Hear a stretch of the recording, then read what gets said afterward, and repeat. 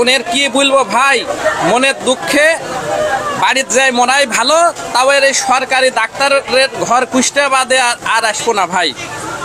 এই কুষ্টিয়ার সদরে চিকিৎসা হবার জন্য এসে আমি আরো অসুস্থ হয়ে যাচ্ছি, না পাচ্ছে একটা বিছানার বেড। রাত্রে আসি ভর্তি হলাম, কোথায় থেকে এক দালালের চক্র আসি বলল রাস্তার বাম পাশে ডলফিন সেন্টারে যাবেন, ওখানে গেলে আপনার এই চেক আপগুলো করাই আনেন। একটা মানুষ 5 থেকে 6,000 টাকা হলে অল বডি এমআরআই হয়। আর আমার এই দেখেন শুধু প্রসাব আর 2টা রক্তের চেক আপে আমার থেকে 4400 না 4500 টাকা হাতিয়ে নিয়েছে আপনার এই চক্রান্তমূলক কারীরা।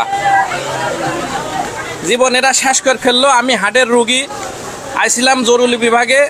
জরুরি বিভাগ তো কুন্ডি সেটি চোখেই বাঁধলো না, বিভাগ বাঁধলো শুধু যে ডাস্টবিন। এর মধ্যে মানুষ যাচ্ছে দিনে 70 জনা লাভ মারি। একটা দরদি ভাইও আসি বলছে না যে ভাই আপনি একটু সাইড হন কি, অথবা একটা বেড নেন। এটা হাসপাতাল না ভাই, এটা কসাইখানার থেকে যদি জঘন্য কিছু হয় সেটা। এই আমার বক্তব্য শেষ করছে, আমার কিছু বলার নাই। আমি ফার্স্টে যখন এখানে আসলাম একজন ডাক্তার বলল যে আপনি প্রসাব আর হচ্ছে কি যে আপনার রক্তটা পরীক্ষা করেন।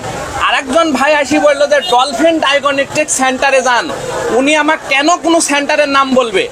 ফার্স্টে তো এই হাসপাতালের নামই বলবে যে ভাই ওই দেখেন ওই কক্ষে আপনার সন হয়, ওখানে যান। ওখানে যদি বন্ধ থাকে আমি আমার প্রয়োজন মতো খুঁজবো কুষ্টিয়া শহরে যে কোনটা ভালো কোনটা বন্ধ। আপনি নাম ধরে আমাকে কেন বললেন? বলি এটা দেখেন দেখি 5 জনকে দেখান। এটা খুব জোর গেলে 7 থেকে 800 টাকার ভাই এই সোনোটা করাতে লাগবে, এই রক্ত পরীক্ষা প্রসাব পরীক্ষাটা করাতে। সেটা আমার 4600 টাকা নিছে। আপনি কি চাচ্ছেন? এখন আমি আর বিচার চাচ্ছি।